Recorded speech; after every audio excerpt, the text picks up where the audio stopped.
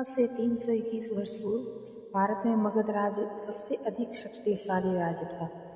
इस राज्य का राजा महापद्म नंद था।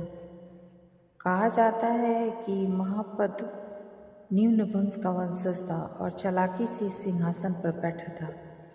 सिंहासन का वास्तविक उत्तराधिकारी दूसरा ही व्यक्ति था, चंद्रगुप्त। नमस्कार मित्रों, आज की कहानी है चंद्रगुप्त के बारे में। चंद्रगुप्त के पिता प्रतापी मगध वंश के थे, परंतु माँ सुरा निम्न वंश की थी और इसी का बहाना बनाकर महान पद्मनंद ने उसे सिंहासन पर बैठने नहीं दिया था और राज्य से बाहर निकाल दिया था। युवक चंद्रगुप्त की कोई मदद करने वाला नहीं था और न ही उसका कोई सहायक, न साधन उसके पास था, लेकिन वो हमेशा ही प्रयत्नशील रहा ताकि मगध का राज्य उसे हासिल हो सके। जब 327 ईस्वी पूर्व जब सिकंदर ने भारत पर आक्रमण किया, तब चंद्रगुप्त सिकंदर से जाकर मिला और उसने सिकंदर को सलाह दिया कि वो मगध पर आक्रमण करें। नंद के राज्य से प्रजा अप्रसन्न थी और स्वयं नंद डरपोक व्यक्ति था, इसलिए सिकंदर की जीत एक प्रकार से निश्चित थी। परंतु कुछ अव्यवहारिक कारणों से सिकंदर यह कार्रवाई नहीं कर पाया। चंद्रगुप्त की सिकंदर की मृत्यु के बाद युद्ध कला में निपुण तब तक बन चुका था और साथ ही एक छोटी सेना का सेनापति भी। सिकंदर के भारत स्थित सरदारों की छावनियां लूटकर पर कब्जा कर लिया।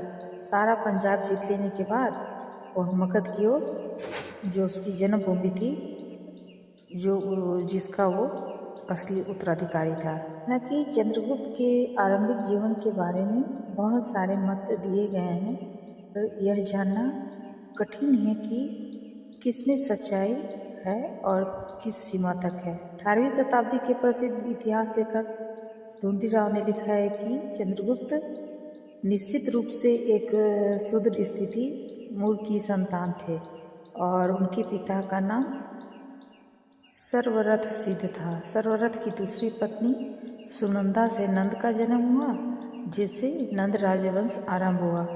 संस्कृत के प्रसिद्ध नाटक मुद्रा राक्षस के अनुसार चंद्रगुप्त नंद वंश के ही थे, अर्थात शूद्र थे।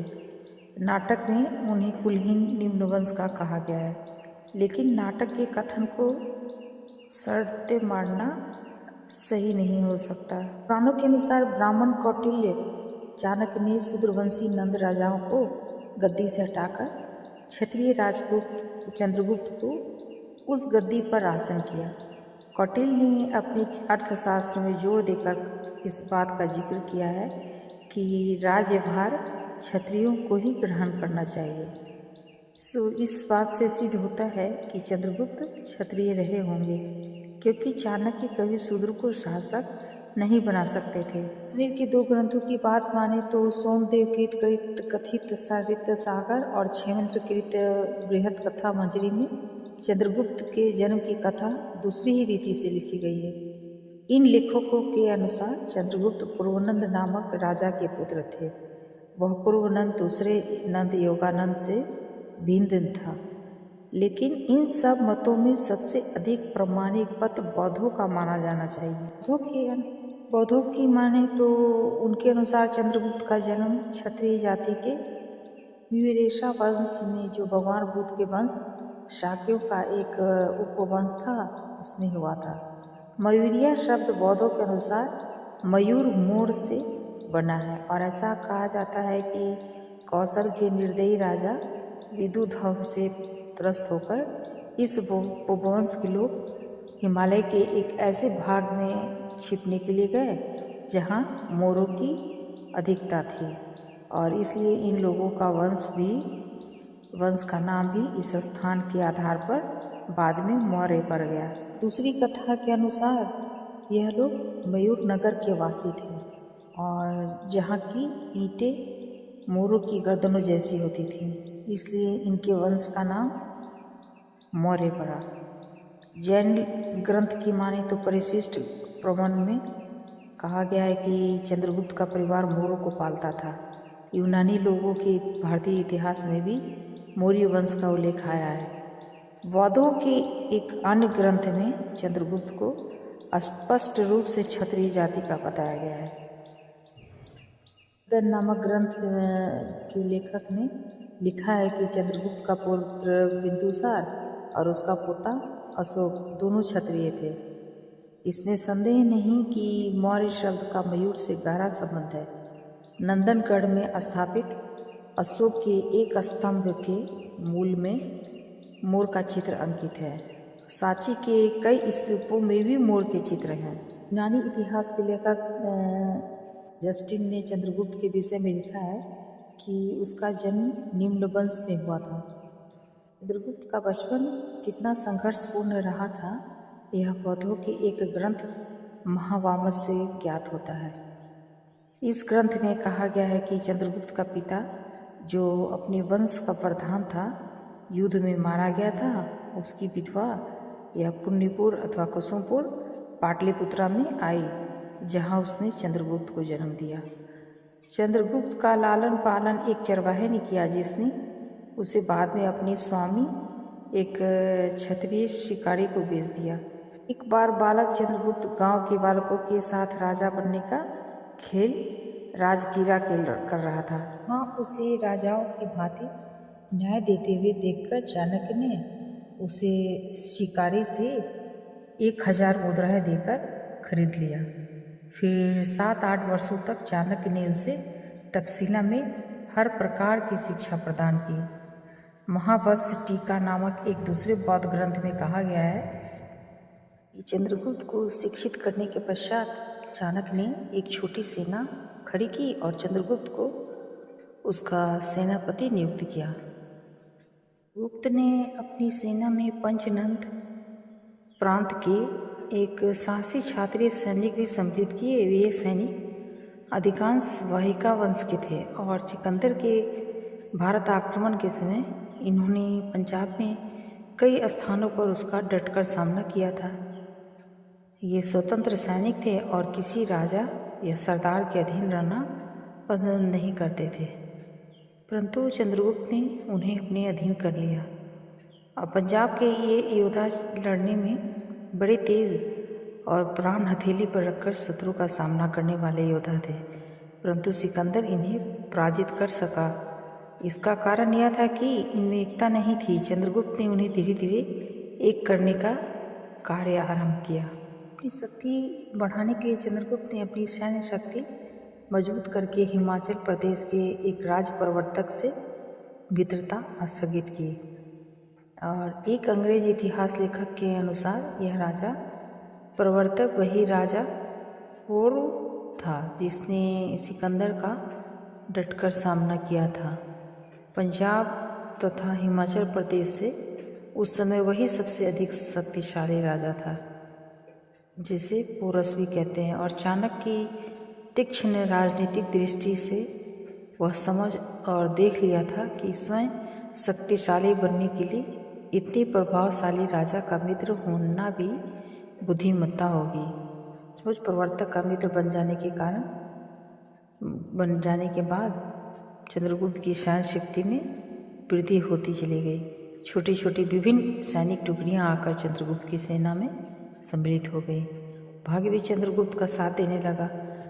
देश की आंतरिक स्थिति और कुछ अन्य परिस्थितियाँ उस समय ऐसी थी कि महाशक्तिशाली होने के बावजूद भी सिकंदर को आगे बढ़ने में बड़ी कठिनाई अनुभव हो रही थी। विद्रोह और अशांति की ज्वाला स्वयं उसके सैनिकों में प्रज्वलित होने के अतिरिक्त भारत के विभिन्न राज्यों में भी बड़ी तेजी से फैलती जा रही थी। भारत के अतिरिक्त अन्य देशों ने भी जिन्हें जीतकर सिकंदर भारत आया था, सिकंदर के विरुद्ध सिर ऊंचा खड़ा कर दिया था। स्थितियों को विषम और प्रतिकूल देखकर सिकंदर ने यूनान वापस लौट जाने का निश्चय किया, लेकिन लौटने से पहले उसने भारत को 6 भागों में विभाजित कर दिया, जिनमें से 3 सिंधु के पूर्व की ओर स्थित थे और 3 पश्चिम की ओर। पूर्व वाले सब भाग उसके द्वारा नियुक्त भारतीय प्रतिनिधियों द्वारा शासित थे। 323 ईस्वी BC में सिकंदर की मृत्यु हो गई। उसकी मृत्यु के पहले भारत में भी कई यूनानी सरदारों की हत्याएं हो चुकी थी और भारत ने यूनानियों के बंधन से मुक्त होने का प्रयत्न आरंभ कर दिया था। इधर इसी समय सिकंदर ने विद्रोहियों के नेता के रूप में भारत के राजनीतिक रंगमंच पर प्रवेश किया था।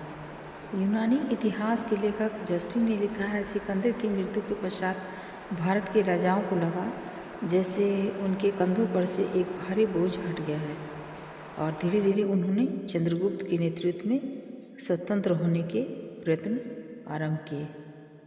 पंजाब को यूनानियों के शासन से मुक्त करने के पश्चात चंद्रगुप्त का ध्यान मगध की ओर गया, जहां नंद राज्य कर रहा था।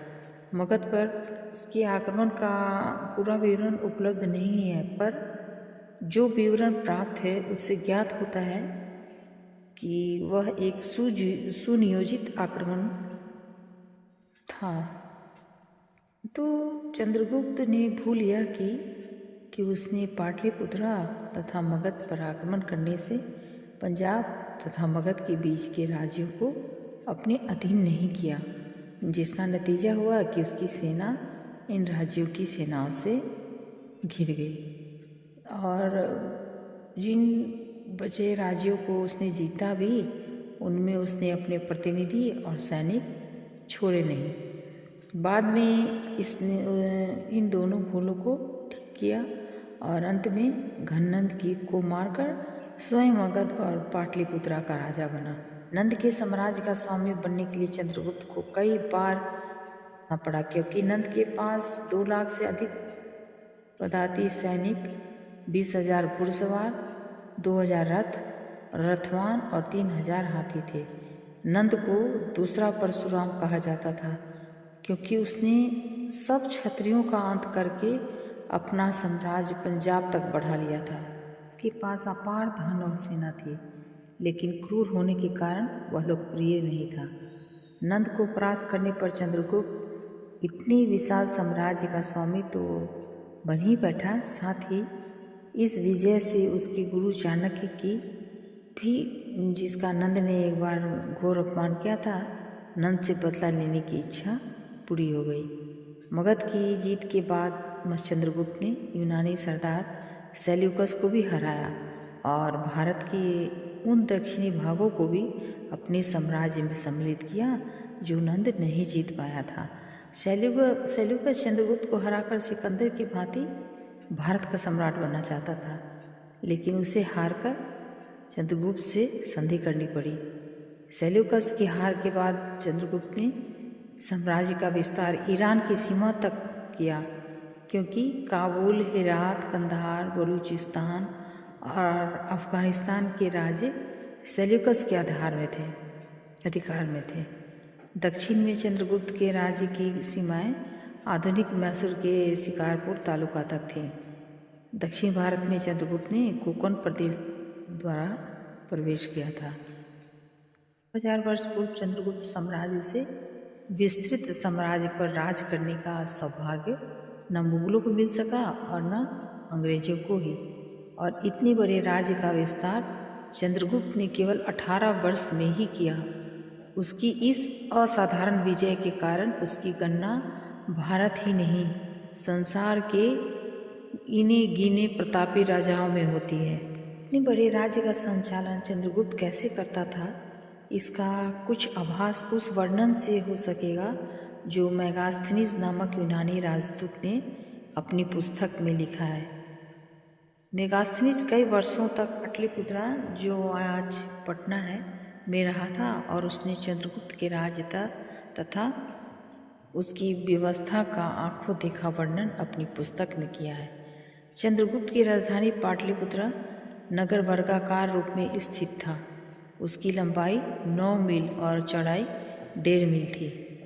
नगर के चारों ओर लकड़ी की मजबूत दीवार थी, जिसके 64 द्वार थे। इस दीवार के परे एक गहरी खाई शत्रुओं से नगर की रक्षा करती थी। सम्राट का महल अधिकांश लकड़ी का बना था, लेकिन उसके खंभों पर सोने और चांदी के पक्षियों की बहुत ही सुंदरता से दर्शाया गया था, तराशा गया था। महल के चारों ओर एक भारी बगीचा था और राज दरबार महल में ही होता था। दरबार के समय 6-6 फीट परिधि वाले स्वर्ण कलशों से लेकर छोटे छोटे बर्तन और आभूषण भी सोने के ही रहते थे। जब सम्राट को बाहर जाना होता था तब वे स्वर्ण पालकी में जाते थे। इस पालकी पर जो बारीक पर्दा होता था उस पर बारीक सुनहरी तार बिने रहते थे। स्वर्ण पालकी रत्न जनित भी रहती थी। राजधानी से बाहर जाते समय सम्राट निकट स्थान के लिए घोड़े का और लंबी यात्रा के लिए हाथी का प्रयोग करते थे। सम्राट का प्रिय आमोद था बैलों, हाथियों या गैंडों का द्वंद्व युद्ध देखना। आजकल की घुड़दौड़ की भांति बैलों की दौड़ भी होती थी और लोग उन पर बाजी भी लगाते थे। सम्राट भी इन दौरों को देखने के लिए आते थे। सम्राट को आखेट का भी बहुत शौक था और शिकार के समय उनके साथ सैकड़ों सशस्त्र परिचारिकाएं चलती थीं। आखेट के समय सम्राट हाथी पर सवार रहते थे और जिस सड़क से वह और उनका दल जाता था उसके दोनों ओर रस्से बंधे होते थे। उस पर किसी के आने का अर्थ था उसका जीवन से हाथ धो बैठना। सम्राट अपना अधिकांश समय राजमहल में बिताते थे। बाहर से फरियाद सुनने, पूजा और यज्ञ में भाग लेने जाया करते थे या आखेट पर जाते थे। इन दिन में एक बार दरबार में अवश्य बैठकर प्रजा को दर्शन देते और उनकी प्रार्थनाएं सुनते थे। और इन बाह्य सुखों के बीच भी सम्राट को पूरी आंतरिक शांति प्राप्त नहीं थी। उन्हें हर व्यक्ति पर संदेह रहता था। शत्रुओं के भय से वह न कभी दिन में सोते थे और न उस भोजन को ग्रहण करते थे जो पहले किसी अन्य व्यक्ति द्वारा चखा न गया हो। चंद्रगुप्त की विशाल सेना का खर्च भी बढ़ा था। उसकी सेना की संख्या के आंकड़े पहले ही बताया जा चुके हैं। प्रत्येक घुड़सवार के पास 2 माले रहते थे और हर सैनिक के पास तलवार और 3 कमान। चंद्रगुप्त के सैनिक कमान को पृथ्वी पर रखकर इतनी जोर के साथ तीर चलाते थे कि वह कवचों को भी मिटता हुआ शरीर के अंदर चला जाता था। प्रत्येक महारथी के भेदता हुआ शरीर के अंदर चला जाता था।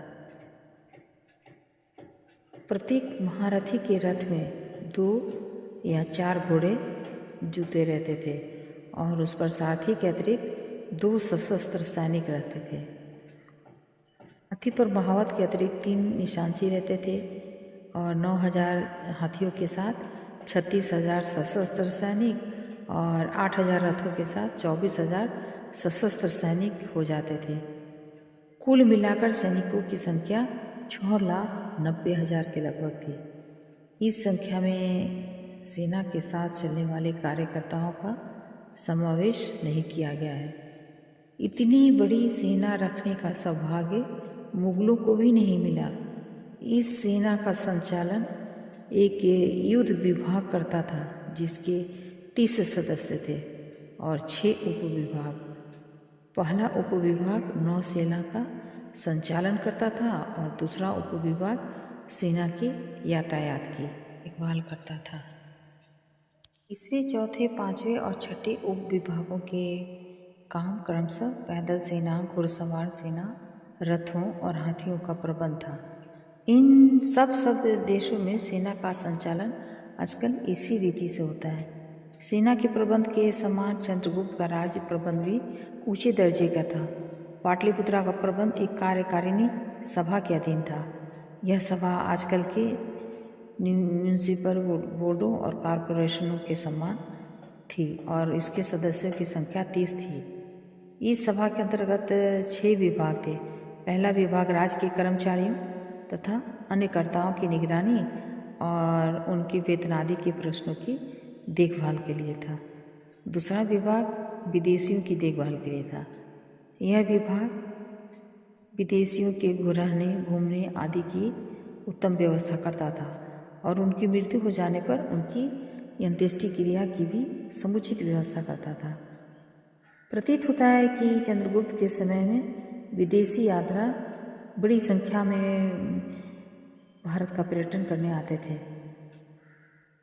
विदेशी यात्री बहुत संख्या में भारत का पर्यटन करने आते थे।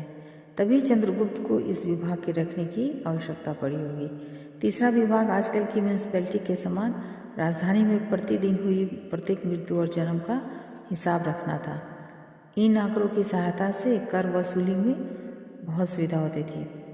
प्रजा के जन्म और मृत्यु का हिसाब रखने की व्यवस्था पश्चात देशों ने भी काफ़ी समय बाद अपनाई। इससे ज्ञात होता है कि चंद्रगुप्त का राज्य प्रबंध कितना प्रगतिशील था।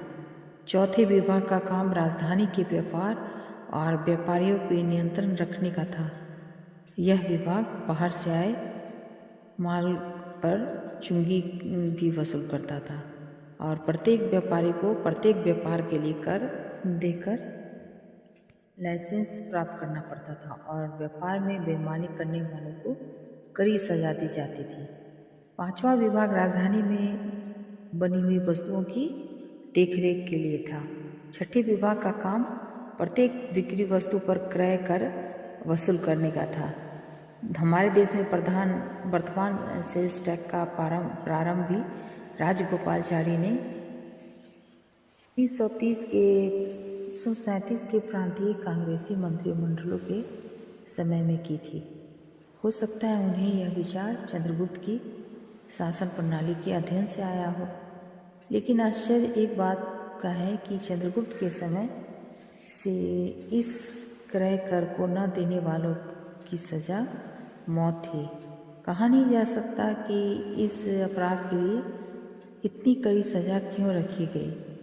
तक्षशिला, उज्जैन तथा अन्य बड़े नगरों का प्रबंध भी उपरोक्त रीति से होता था। अपने अपने विभागों के कार्यों को देखने के लिए अतिरिक्त कार्यकारिणी सभा नगर के मंदिरों, मकानों और बाजारों की सफाई आदि की व्यवस्था भी करती थी। सारा देश कई प्रांतों में विभाजित था और उनके शासक गवर्नर थे। यह गवर्नर राजवंश के रहते थे। चंद्रगुप्त का साला काठियावाड़ का गवर्नर था। हालांकि उन दिनों आजकल की भांति पत्रों का प्रकाशन नहीं होता था, लेकिन फिर भी राज्य की ओर से प्रत्येक नगर में संवाददाता नियुक्त थे, जिनका कार्य राज दरबार को स्थानीय महत्वपूर्ण समाचार नियमित रूप से भेजते रहने का था। इन संवाददाताओं द्वारा भेजे गए संवाद गुप्त होते थे, परंतु विदेशी लेखकों का कहना है कि संवाद बिल्कुल सच्चे भेजे जाते थे। उनमें अतिशयोक्तियों का पक्षपात कन्वर्ट नहीं होता था। बोलने का यह स्वभाव संवाददाताओं में ही नहीं, सामान्य प्रजा में भी थी, इसलिए अपराधों की संख्या बहुत कम थी। मेगास्थनीज ने लिखा है कि 400,000 की आबादी वाले चंद्रगुप्त के एक सैन्य शिविर में दिन भर में केवल 100 रुपये की चोरी हुई। अपराध सिद्ध हो जाने पर अपराधी को अंगभंग की या मौत की सजा दी जाती थी। न्याय बहुत निर्मम था, परंतु उसकी शरण में जाने की आवश्यकता भी लोगों को कभी काल ही पड़ती थी। किसानों से उनकी पैदावार का 1/4 भाग लगान के रूप में वसूल किया जाता था। किसानों को अनेकानेक सुविधाएं प्राप्त थी और युद्ध के अवसरों पर सैनिकों द्वारा भूमि की विशेष रक्षा की जाती थी। सेना में किसान लोगों को भर्ती इसलिए नहीं किया जाता था कि उनका कार्य भी सैनिकों के समान महत्वपूर्ण समझा जाता था।